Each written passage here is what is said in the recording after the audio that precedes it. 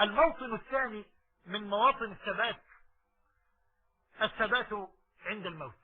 يا الله، اللهم ثبتنا يا رب، اللهم ارزقنا حسن الخاتمة. ودي تمزق قلوب الصادقين وتحرق قلوب العارفين العالمين برب العالمين. يا ترى بأي شيء سيختم لي، وبأي شيء سيختم لك، وبأي شيء سيختم لك أيتها الفاضلة؟ والله لا يعلم أحد. يا الله، الخواتيم ميراث السوابق. خلي بالك من دي وعوى تنساها.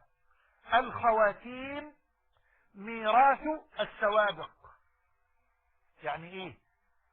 قال الحافظ ابن كثير رحمه الله تعالى: لقد أجرى الله الكريم عادته بكرمه أن من عاش على شيء مات عليه، ومن مات على شيء بعث عليه. الله. فاكرين الشاب اللي حدثتكم عنه في أحداث النهاية؟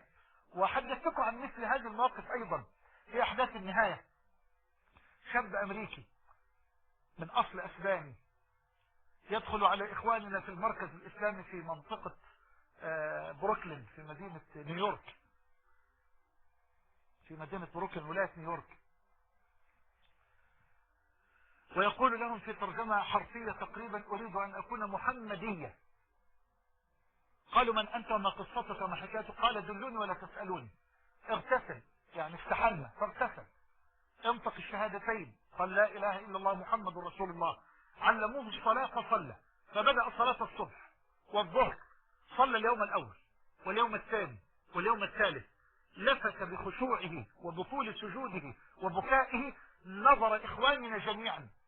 الرجل يسجد لا يريد أن يرفع رأسه، يسجد ويبكي بكاء طويلا، يسمع القرآن ويبكي بكاء طويلا. في اليوم الثالث بعد صلاة المغرب جلس إلى جواره أحد إخواننا وقال: يا أخي والله أنا صرت أحضر نفسي إلى جوارك. يا أخي ما نظرت إليك إلا ووجدتك باكيا. إذا سجدت لا تريد أن ترفع رأسك من السجود. من أنت؟ ما قصتك؟ ما حكايتك؟ فأخبره بأنه كان نصرانيا، وكان يبحث عن الحق ويقرأ عن الإسلام ويقرأ في الأديان ويسأل الله عز وجل أن يدله على الحق. رجل باحث عن الحق وباحث عن الحقيقة. قال: وفي الليلة التي دخلت عليكم صبيحتها نمت وأنا أبكي وأنا أضرع إلى الله عز وجل أن يدلني على الحق وعلى الحقيقة. قال: فرأيت في الرؤيا نبي الله عيسى على نبينا وعليه الصلاة والسلام يشير إلي بسبابته اليمنى ويقول لي: كن محمدية، كن محمدية، كن محمدية. فخرجت من بيتي ودخلت عليكم. يقسم الإخوة بالله أذن المؤذن لصلاة العشاء ودخل معهم صلاة العشاء، وفي الركعة الأولى سجد ولم يرفع رأسه. ظن الإخوة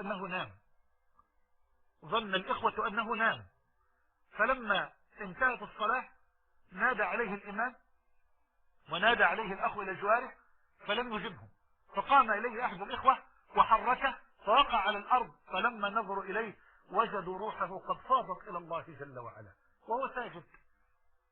يا لها من خواتيم وهو ساجد. أمور عجيبة يا إخوانا، وطبعا موضوعات طويلة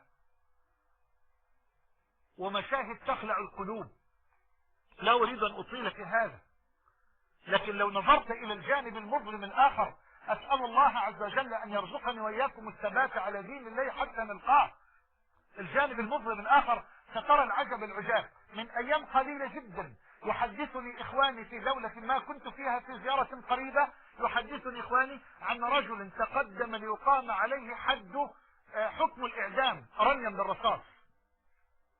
يقسم لي الأخ بالله، يقول لي: والله يا شيخ محمد لما تقدم الرجل الذي سيقيم عليه الحد رميا بالرصاص يقول له، يعرض عليه: ما انتش عاوز حاجة؟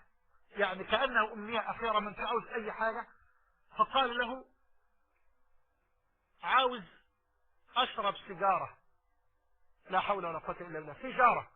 قال له: طيب ما انتش عاوز تتوضى وتصلي ركعتين. قال له لا مش عاوز اصلي.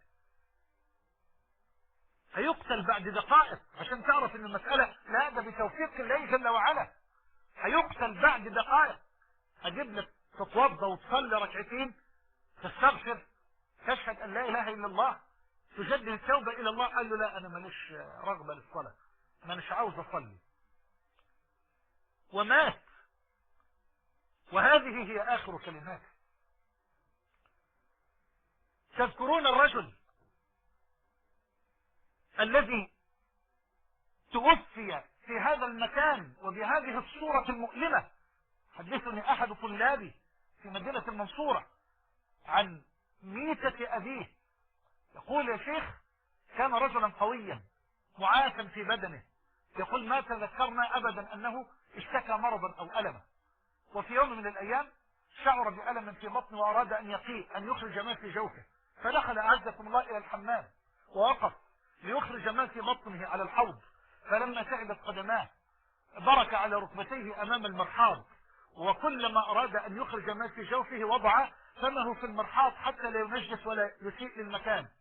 يقول وصرخ صرخة ووجهه وفمه في المرحاض وانقطع صوته بعدها. قال فأسرعنا ودخلنا عليه فوجدنا روحه قد فاضت إلى الله جل وعلا، ووجهه في قلب المرحاض، في قلب القذارة، في قلب النجاسة.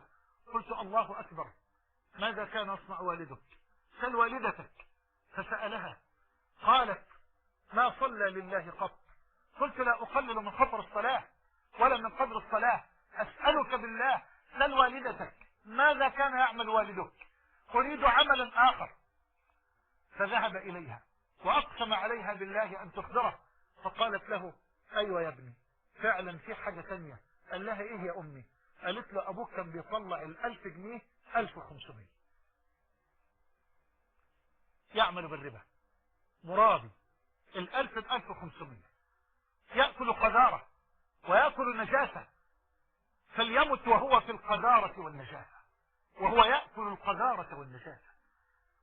لقد أجرى الله الكريم عادته بكرمه أن من عاش على شيء مات عليه، ومن مات على شيء بعث عليه. وقد قال النبي صلى الله عليه وسلم يبعث كل عبد على ما مات عليه. مشاهد مؤلمة مرعبة خطيرة جدا، لكن الخواتيم ميراث السوابق، ثبات في الدنيا وثبات عند الموت وثبات على الصراط. لن يثبت على الصراط في الآخرة إلا من ثبت على صراط الله المستقيم في الدنيا. خلي بالك أخي الحبيب ويا أختي الكريمة، لن يثبت على صراط الآخرة على هذا الجسر الذي يضرب على ظهر جهنم، حفظنا الله وإياكم وأعاذنا الله وإياكم من حرها وشرها. لا يثبت على هذا الصراط إلا من ثبت في الدنيا على صراط الله المستقيم.